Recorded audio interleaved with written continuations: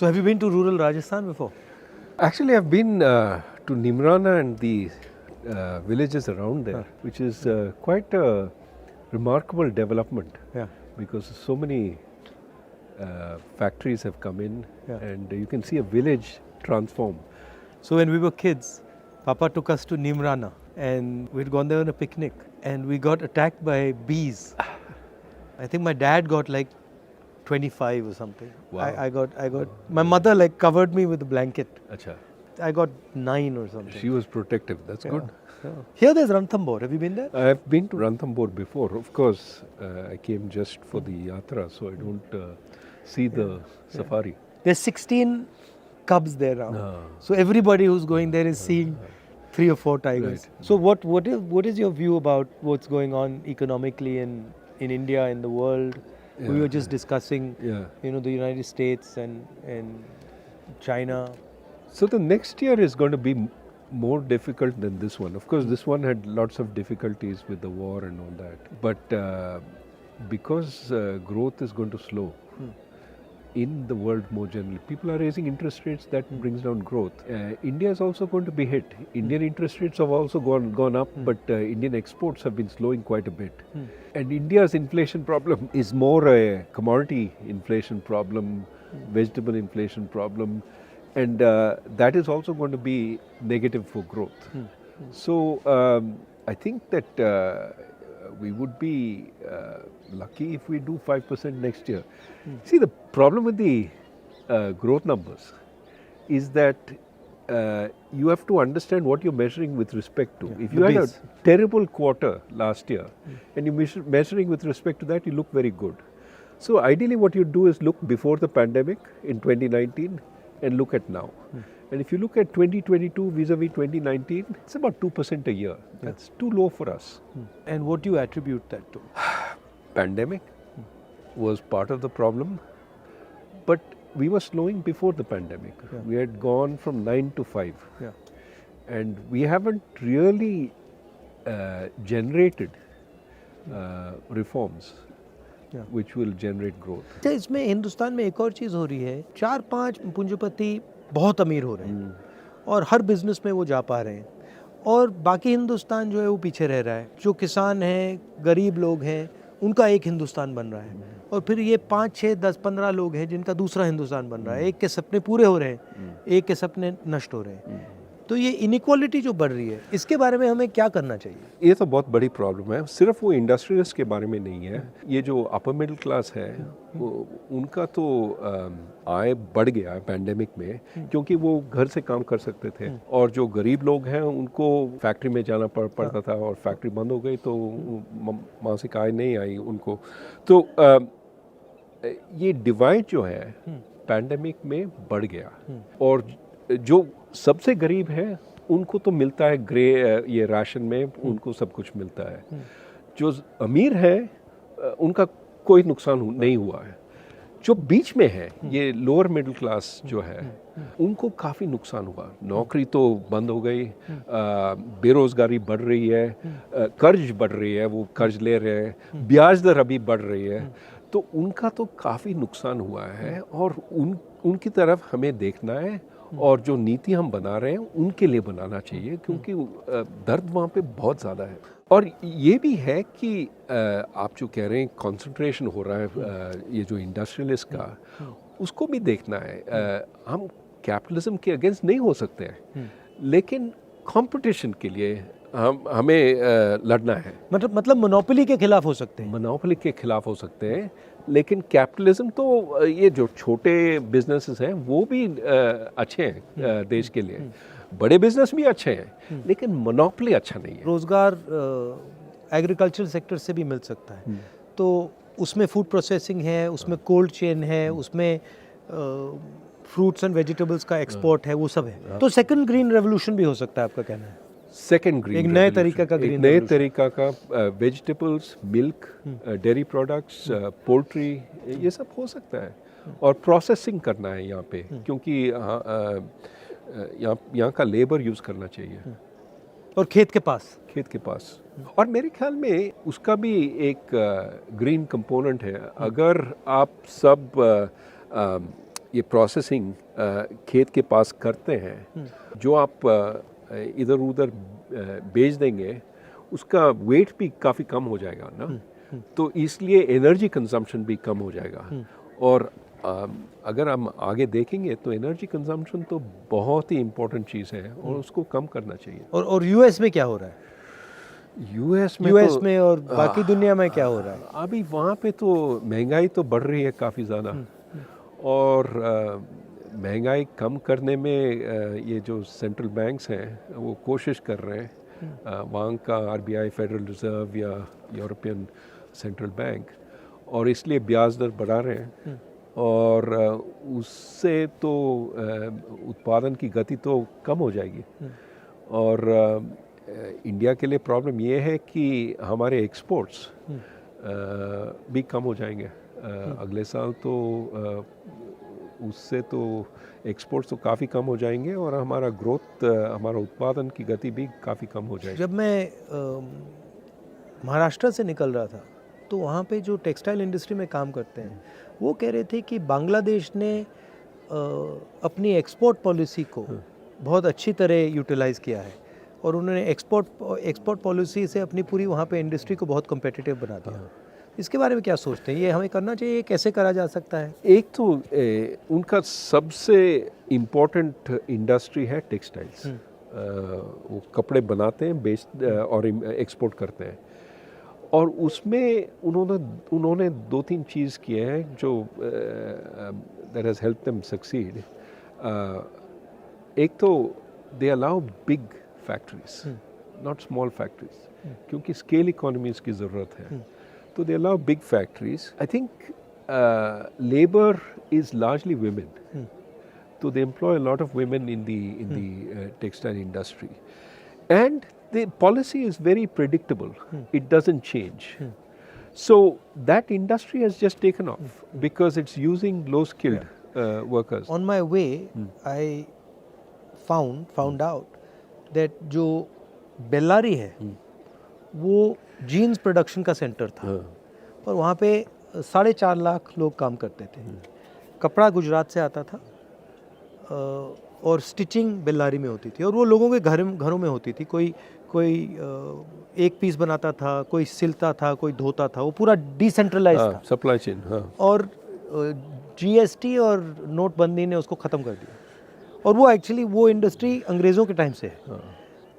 4.5 लाख लोग काम करते थे, आज वहाँ 50,000 लोग काम करते हैं, और वो सब मतलब ख़त्म हो गया। तो अपॉर्चुनिटी तो काफ़ी है, बट उसको फाइनेंस की ज़रूरत होती है, उसको सपोर्ट की ज़रूरत होती है। बहुत सारे क्लस्टर्स हैं हिंदुस्तान में जो अलग अलग चीज़ बनाते हैं, हर डिस्ट्रिक्ट में कोई ना कोई स्पेशलिटी होती है, तो उस पे फोकस करके, उनको मदद करके, उनको सपोर्ट देकर भी वहाँ पे इंडस्ट्री बनाई जा सकती है, बन सकती है। वो टेक्नोलॉजिकल सपोर्ट चाहिए, फाइनेंस, क्रेडिट लोन्स देना चाहिए उनको, और ये जो आप कह रहे हैं सर्टेनिटी अबाउट पॉलिसी, कि ऊपर नीचे नहीं जाएगा ये जो पॉलिसी, एक दिन आप एक्सपोर्ट नहीं कर सकते हैं, एक दिन हाँ एक्सपोर्ट ज़रूर कीजिए, नहीं, स्टेबिलिटी। तो मुझे एक बात समझाइए, आप आरबीआई में थे, अब हिंदुस्तान में एक व्यक्ति 2 लाख करोड़ रुपए का लोन ले सकता है, मतलब उसको पूरे के पूरे बैंक का पैसा मिल जाता है, मगर जब छोटा किसान या छोटा बिजनेस वाला बैंक लोन लेने जाता है तो उससे बहुत सारे सवाल पूछे जाते हैं, और एक्चुअली बड़ा वाला भी ज़रूरी है, छोटा वाला भी ज़रूरी है, मगर छोटे वाले को बिल्कुल इग्नोर कर दिया जाता है, छोटे वाले बिल्कुल इग्नोर कर दिए जाते हैं। तो ये होता क्यों है और इसको बदला कैसे जाए? अभी बदल सकते हैं, और ये जो आप पहले कह रहे थे इंफॉर्मेशन, ये जो छोटे जो बिजनेसेस हैं उनका तो एक वो तो बेचते हैं और एक रेवेन्यू स्ट्रीम है, उनका सेल्स है। अगर वो सेल्स अगर बैंक को मालूम पड़ता है कि ये जो सेल्स काफ़ी स्टेबल हैं, काफ़ी बढ़ रहे हैं, तो वो ऋण दे सकते हैं, they can lend, but we need that information to be collected and to made available. वो हो रहा है. अभी ये जो फिनटेक चल रहा है इंडिया में, उसमें they are starting to think about all this. But in India everything needs to be 10 times. But see, I don't know of a single Indian company that जो small medium company थी और अब बहुत बड़ी company हो गई. Right? मगर अगर आप US में देखें तो छोटी सी कंपनी 5, 7, 10 साल में बड़ी हो जाती है. तो ये हिंदुस्तान में क्यों नहीं होता? You're absolutely right. Too many of our small firms don't grow big. They die or they stay strong. So why is that not happening? That is needed. You need a path to grow. So here's the problem. They get used to some of the benefits of staying small. वो inspector नहीं आता है, आप GST, आप taxes नहीं देंगे तो कोई आपको ट्रबल नहीं करेगा. तो they stay under the radar screen of the government instead of being helped by the government. What you need is, ठीक है, you stay under the radar screen until you get a business which works. But then once you start growing, I'm going to look at you, but I'm going to help you. I'm not going to just tax you. I'm not going to just make your life miserable with... We need that situation, right? So many of these small businesses get benefits. Now, as soon as they become bigger, we take away those benefits. Right. So there's no incentive to grow bigger. Why not instead say, okay, if you grow bigger, you will have these benefits for 5 years. Yeah. Then they will come off. Yeah. But then by that time you're so big, you don't care. Right. So can we do things like that? So you're saying that to make a transition from a small business to a big business in India, there's a huge cost that has to be sort of managed. Absolutely. Absolutely. Today and the cost is rent seeking in some way. Today it is largely rent seeking. Exactly. You see how many firms are stuck at 10 workers or 20 workers, because that's when the regulations start kicking in. I was thinking about it, the only one I can think of the top of my head is Haldiram's, which went from being a small fellow and he scaled up. And there are a couple of them, but there are not as many as they should We be. need many Haldirams, right? We need many Haldirams, and of course we have some of our tech firms that have grown very, very big. But we need far more of that. And you're exactly right, it's the growth which creates the jobs. Small firms by themselves don't create so many jobs, it's when they grow that they create so many jobs. We need to make that possible. अच्छा, बहुत सारे किसान मुझे कहते हैं कि जैसे ही उनकी फसल आती है वैसे ही commerce ministry export import policy को ट्विक कर देती है और उनके दाम उसी दिन गिरते हैं जब उनकी फसल उनके हाथ में आती है. ये तो बहुत बड़ी प्रॉब्लम है. हम कहते रहते हैं कि हम किसान के लिए हैं, लेकिन जो एक्सपोर्ट पॉलिसी है और इंपोर्ट पॉलिसी है वो मिडिल क्लास के लिए, वो सिटीज़ में अर्बन मिडिल क्लास के लिए बनता है. अगर प्याज का दाम बढ़ जाता है तो हम इंपोर्ट करते हैं और बेचारा फार्मर जो किसान है उसके लिए दाम तो गिरते हैं. तो मेरे ख्याल में एक स्टेबल पॉलिसी होना चाहिए एक्सपोर्ट इंपोर्ट. हाँ, अगर दाम इससे बहुत ज़्यादा बढ़ जाता है तो इंपोर्ट तो कर सकते हैं. ये जो एक्सपोर्ट बैन्स हैं वो नहीं करना चाहिए, क्योंकि एक्सपोर्ट बैन्स तो किसान के खिलाफ है. अगर आप किसान को कहते हैं कि आप एक्सपोर्ट नहीं कर सकते हैं तो डोमेस्टिक मार्केट में उनको बेचना पड़ता है और दाम तो कुछ नहीं मिलता. So how does one think about this unemployment issue, because it's everywhere. You know, I speak to kids and I ask them what you want to do, and they only answer five things. You know, lawyer, doctor, IAS, military, engineer. And so the imagination is, for most kids in India, is that we can only do these 5 things. And then the other thing is, most of them are not hopeful of getting even those jobs. नहीं, बेरोजगारी तो बहुत बड़ी problem है. और बात यह है कि लोग सिर्फ सरकारी नौकरी चाहते हैं क्योंकि उसमें पेंशन है, ये है, वो है और सिक्योरिटी है. और वो ढूंढते हैं, इम्तहान देते रहते हैं. और आप जानते हैं कि बहुत ही कम लोग सरकार में काम कर सकते हैं. अगर आप पूरे जो नौकरी है सरकार में आप उनको अगर ओपन भी करते हैं तो ज़्यादा से ज़्यादा 1% 2% वहाँ पे एम्प्लॉय हो जाएंगे. तो इसलिए मेरे ख्याल में हमें प्राइवेट सेक्टर को बढ़ाना है, क्योंकि वहाँ पे नौकरी रोज़गारी आगे बढ़ा सकते हैं वहाँ पे. और एक तो प्राइवेट सेक्टर, एक एग्रीकल्चर में अगर हम टेक्नोलॉजी ले आते हैं वहाँ पे तो वहाँ पे भी नौकरी पैदा हो सकते हैं। और ये जो फॉर्मल सेक्टर है हम सिर्फ मैन्युफैक्चरिंग को देख रहे हैं, ये PLI स्कीम वगैरह, लेकिन हमें सर्विसेज को भी देखना है कि क्योंकि सर्विसेज में नौकरी काफ़ी ज़्यादा नौकरी पैदा हो सकती है। और आप पहले कह रहे थे कि अब एक नए तरीके की सर्विसेज की नौकरी आ रही है। ज़रूर। आजकल ये जो कंसल्टिंग फर्म्स हैं वो पहले अमेरिका में बेचते थे अपने सर्विसेज और इंडिया में बैक ऑफिस का काम करते थे, ये पावर पॉइंट प्रेजेंटेशन ये वो। आजकल वो इंडिया में कंसल्टेंट्स एम्प्लॉय कर रहे हैं, वो कंसल्टेंट्स काम कर रहे हैं जैसे कि वो अमेरिका में हैं और प्रेजेंटेशंस दे रहे हैं जूम पे।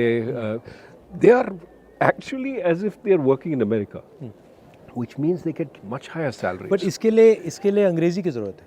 अंग्रेजी की ज़रूरत है और हायर एजुकेशन की ज़रूरत है। और हायर एजुकेशन के लिए प्राइमरी एजुकेशन चाहिए, सेकेंडरी एजुकेशन चाहिए। तो अभी आप जानते हैं ये पैंडेमिक हुआ है और काफ़ी सारे बच्चे अभी स्कूल नहीं गए, 2 साल के लिए नहीं गए।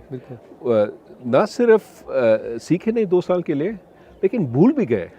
तो अभी देर 3 years behind there class, time ज़ाया हो गया उनका। हाँ, तो अब क्या करेंगे, हम उनको वापस ले आते हैं और we don't take into account कि they not able to deal with the class there in. So the problem is we're going to suffer. These kids are not going to be able to do the high quality work. So we have to pay a lot more attention to education. One of the things that I'm noticing while I'm walking is what's being done to the small and medium businesses in this country. And, the backbone of employment in the country, and all of them are complaining. And they're complaining of an unfair GST. They're complaining, of course, of demonetization, COVID. But they're also complaining of no support for small businesses, and most of them can't ever imagine transforming from a small business to a big business. That just, it's not even in their mind. Like I asked them, so do you see yourself actually scaling up? And they're like, well, no, that's impossible. So how do you think about that issue? No, so we have gone about this process of maybe unintended formalization. Demonetization forced a lot of companies that were informal to go out of business. GST is forcing a lot of small companies that earlier didn't pay significant taxes. Now it's forcing them to pay taxes, and they're uncompetitive if they start paying taxes. So this dual economy is being shut down. And of course, you need to create some reason for them to become formal. If, for example, they could get more credit from the bank as they became more formal, they could show their receipts, they could show the... But credit is also very slow right now. So the benefits of formalization are not there. The costs of formalization are there. Right. And so many of them are hurting. Now, what is true is as they shrink, our bigger firms are doing very well because they're occupying some of the space. So in a sense, the inequality between firms is increasing. You look at profitability amongst the big firms, it's very good. And they could also raise money during the pandemic, which our small firms couldn't. What you want is to give the small fellow a chance to sell and not put a whole lot of burden on him. The big fellow can take care of paying the taxes and all that. तो ये अगर आप हिंदुस्तान की history देखें, एक बहुत क्रांतिकारी कदम स्वतंत्रता आंदोलन से आया, उसके बाद हरी क्रांति हुई, उसके बाद सफ़ेद क्रांति हुई, उसके बाद जो कंप्यूटर रेवोल्यूशन हुआ, तो अब क्या रेवोल्यूशन हो सकता है? 2 तरह के रेवोल्यूशन है। एक तो मैं अभी हम बात कर रहे थे सर्विस रेवोल्यूशन। हम यहाँ से अमेरिका में काम कर सकते हैं without going to America. Okay, that is one. जैसे डॉक्टर हैं, they can provide telemedicine services to the US and earn a lot of foreign exchange. Our service exports are 250 billion. Just grow that. That will make us a superpower in exports. So एक वो है. दूसरा ये है, आप हरी क्रांति के बारे में बात कर रहे थे, ग्रीन रेवोल्यूशन, लेकिन we have a new kind of green revolution. Yes, sustainability, emissions. If we push on that, we can be at the frontier, building windmills, building solar plants, making our buildings green. And the most damage from climate change will be in South Asia. Yeah. You've already seen Bangladesh suffer, you've seen Pakistan suffer. India is not far behind. We occupy the same territory. So we have to push very hard for a green revolution elsewhere. But also we can be at the forefront because everybody is trying to get in. We can make a lot of windmills, solar, because we have a huge demand. But we can also, innovate. And so I think there are lots of possibilities.